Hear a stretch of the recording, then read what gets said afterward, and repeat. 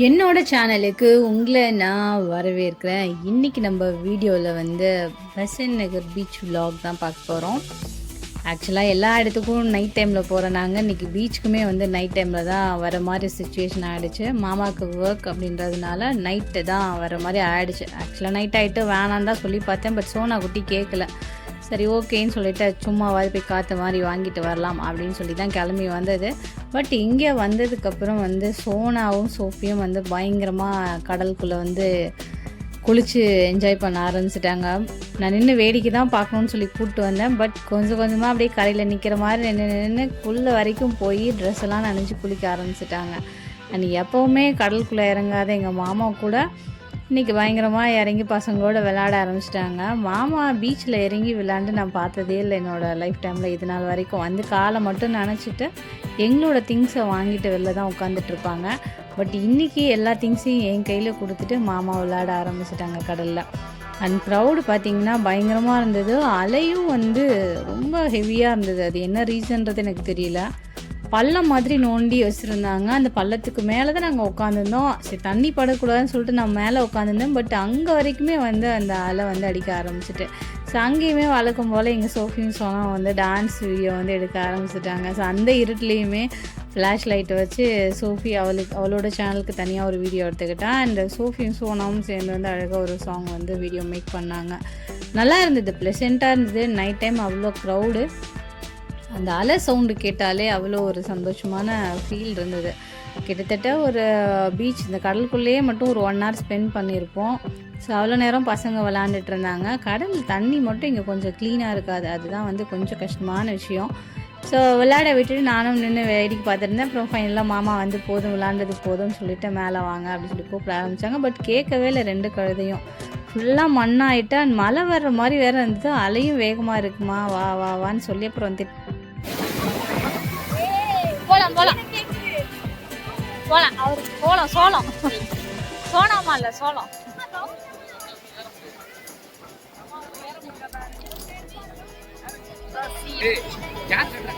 Kerala beach है वो sporting too much. நம்மளும் இந்த vlogல ஃபன் பண்ணுமா வீடியோஸ் இந்த vlogல பார்த்து நம்மளும் இந்த ஃபன் பண்ணுவோம். நீ அதுக்கு ஃபேனா? ஆமா சொல்லு அவன் சொன்னது. ஆஹா வாழ்க்கையே இல்ல குமாரி அதுதான். வாங்க ஸ்போர்ட்டிங் ஆகுது. ஒரே சுத்தி வீட்ல எப்படி இருக்கோ அதே மாதிரி தான். ஸோ அப்படியே இங்கே சோஃபி குட்டி வந்து சிரிச்சுட்டே ஃபன் பண்ணிகிட்டே வந்துட்டு இருந்தா. பயங்கர கூட்டமாக இருந்தது. அண்ட் இங்கே பெசன்ட் நகர் பீச் பார்த்திங்கன்னா கடல் வந்து ரொம்ப பக்கம், கடைங்களும் பக்கமாக இருக்கும். ஸோ சோஃபி குட்டி வந்து எதனாவது சாப்பிட்லாமா எதனாவது செய்யலாமான்னு கேட்டுகிட்டே வந்துட்டு இருந்தா. ஆனால் அந்த டைமில் பார்த்திங்கன்னா அந்த ரிங் போடுற அதாவது நிறைய கிஃப்ட்ஸ் வச்சுருப்பாங்க. ரிங் ஒரு 10 ரிங் கொடுப்பாங்க. நம்ம எந்த கிஃப்ட் மேலே போடுறோமோ ஸோ அங்கே வந்து நமக்கு கிஃப்ட் கிடைக்கும். அது வந்து சோனா குட்டி விளையாடணும் ஒரே இடம். சரி ஓகே விளையாடு சோனா குட்டினா எங்கே சோனா குட்டி அங்கே இருக்க கிஃப்ட் மேலே போடாமல் சுற்றி போட்டுட்டு இருந்தான். ஆனால் அதுக்கப்புறம் எங்கள் மாமா வந்து ஹிண்ட் கொடுத்துட்டு இருந்தாங்க, இப்படி போடு அப்படி போடுன்னு சொன்னோடனே அப்போ நீ போடுப்பான்னு சொன்னோன்னே எங்கள் மாமா போட்டு ஃபைனலாக அதில் ஒரு குபேரன் பொம்மை வந்து வின் பண்ணாங்க. அதை வாங்கிட்டு இப்படி திரும்புறதுக்குள்ளே மழை சடன்னு பெய்ய ஆரம்பிச்சிட்டு நான் நனையாமல் தப்பிச்சிருந்தேன். பட் மழையில் நனைஞ்சிடணும்னு பயம் வேறு. அதுக்கப்புறமா ஒரு வழியாக மழை லைட்டாக நிற்க ஆரம்பித்தோடனே இங்கே உட்காந்து இது வேஃபிலோ ஏதோ ஒன்று அந்த யூடியூப்லேயோ இன்ஸ்டாகிராம்லேயோ பார்த்தேன்னு சொல்லிட்டு 2 பேரும் இதை வாங்கி கொடுமான்னு தொல்லை வேறு. சரி ஓகே நீங்கள் உட்காந்தாச்சு. எங்கே சோனா குட்டி அந்த வின் பண்ண குபேரன் பொம்மை வச்சு விளையாண்டுட்டு இருந்தா. அவனோட ட்ரெஸ்ஸு ஃபுல்லாக நனைஞ்சதுனால சோனா குட்டிக்கிட்டே கேட்டேன், ஷர்ட் அந்த ட்ரௌசருக்குள்ளெல்லாம் மண் நார்மலாக விளையாடும் போதே போயிடும் பேக்கெட்டுக்குள்ளெல்லாம், அந்த மாதிரி மண் இருக்கானோடனே இருக்குமான்னு எடுத்து போட்டுட்டு இருந்தேன். அன்னி இந்த வேஃபில் ரெடி பண்ணுறதுக்கு ஒரு 20 நிமிஷம் ஆகிடுச்சு. அண்ட் ஒரு வழி அப்படி என்ன தான் இருக்கும் எங்கள் சோனா குட்டி கேட்குறாளேன்னு சொல்லி வெயிட் பண்ணிகிட்டு இருந்தேன். மாமா வாட்டர் பாட்டில் வாங்க போயிருந்தாங்க. வாங்கிட்டு மாமா வந்ததுக்கப்புறம் தான் அந்த வேஃபில் போட்டு கொடுத்தாங்க.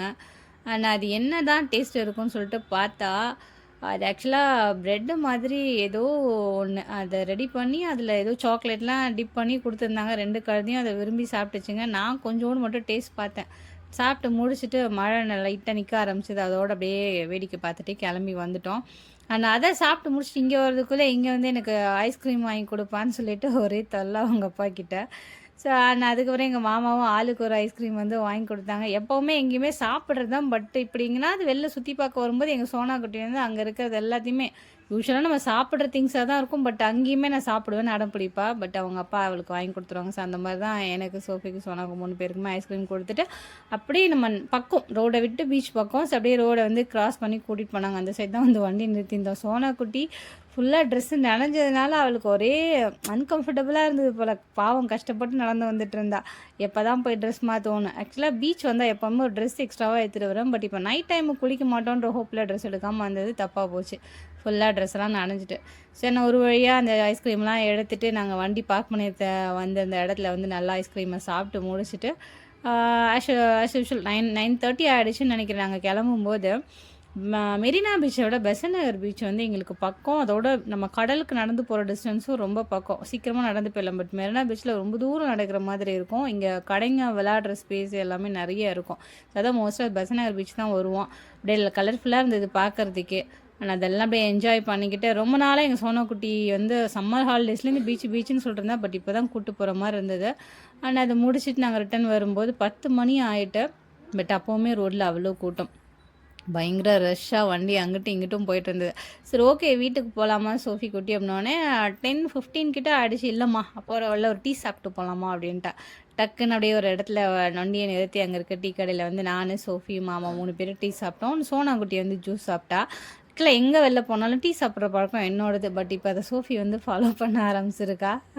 ஸோ நானும் மாமாவும் எப்போவும் இந்த மாதிரி தாங்கன்னா வெளில போனோன்னா நின்று கொஞ்ச நேரம் பேசிட்டு டீ சாப்பிடுவோம். ஸோ அதே வந்து சோஃபி குட்டி இப்போ கண்டினியூ பண்ண ஆரம்பிச்சிருக்கா. அப்படியே நின்றுட்டு அங்கே காற்றை வாங்கி டீ குடிச்சிட்டு நாங்கள் வீட்டுக்கு போகிறதுக்கு 11 மணி ஆகிடுச்சு. ஆக்சுவலாக மந்த்லி ஒன்ஸ், வீக்லி ஒன்ஸ் இப்படி ஃபேமிலியோட ஸ்பெண்ட் பண்ணுறது எவ்வளோ கஷ்டம் வந்தாலும் சரி மைண்ட் அப்படியே ப்ளசண்ட்டாக வச்சுக்கிற மாதிரி ஒரு ஃபீலை வந்து கண்டிப்பாக கொடுக்கும்.